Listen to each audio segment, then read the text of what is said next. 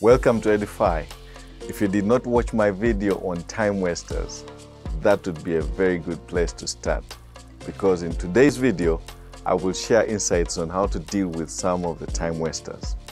For those who watched the previous video, I hope you have your list of time wasters before you. You are watching Edify, and my name is Robert Mwando.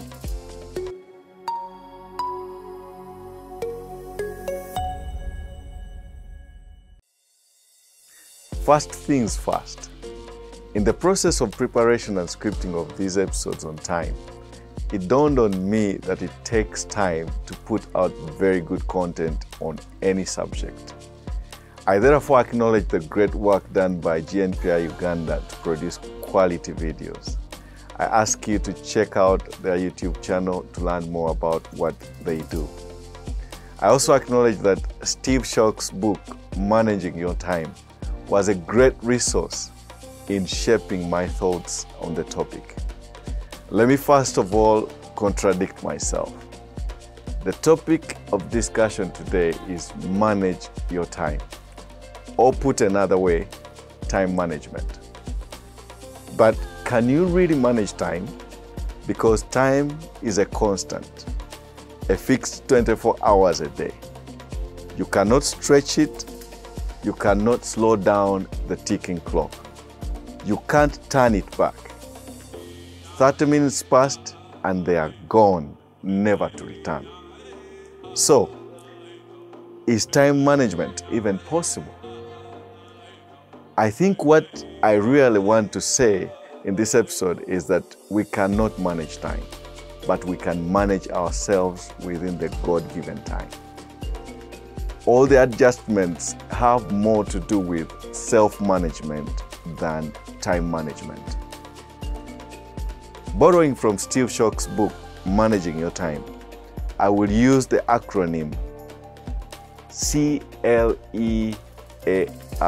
which reads CLEAR, to explain how you can manage yourself better, save time for the more important things and people in your life, and for lack of a better word, create more time.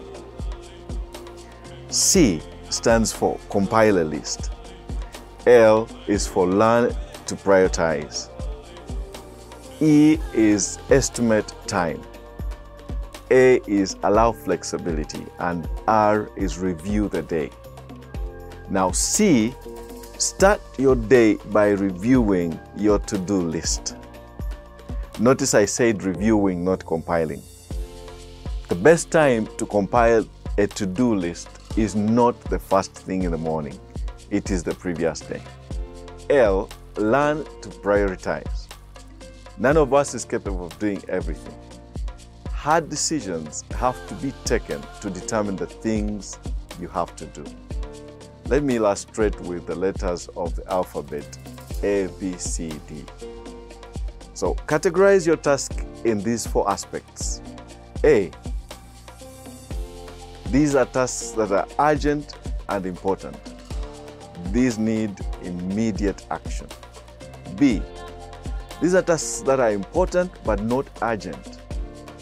Timetable them for later action and some for delegation. C, these are tasks that are urgent but not necessarily important. These qualify right away for delegation. D, these are tasks that are neither urgent nor important. Politely and firmly decline them. To use a crude word, just dump them. Now, speaking about managing time, I thought what Jesus Christ would have taught about the subject. The parable of the shrewd manager came to mind. In Luke chapter 16, verse 1 to 9, Jesus told his disciples an odd parable where he used the dishonest manager as an example of shrewdness. Now, this is not directly tied to time management or self-management, but it is not even a good example to follow, but it teaches us a very important principle in management: the power of networking. That, though, is beside my point. Jesus concludes in verse 9, I tell you, use worldly wealth to gain friends for yourself, so that when it is gone, you will be welcomed into eternal dwellings.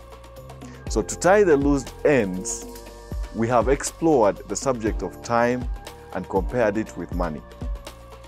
In the previous episodes, I concluded that time is more valuable than money. So according to the verse, we have read, money or wealth can be used to gain new friends. But I'm convinced that the proper use of time will gain you both great wealth and friends. Above all, the ultimate goal for the use of time should be to build what is eternal. What will you be remembered for in the years or in the time you live on earth? Let me leave you to ponder on that. God bless you.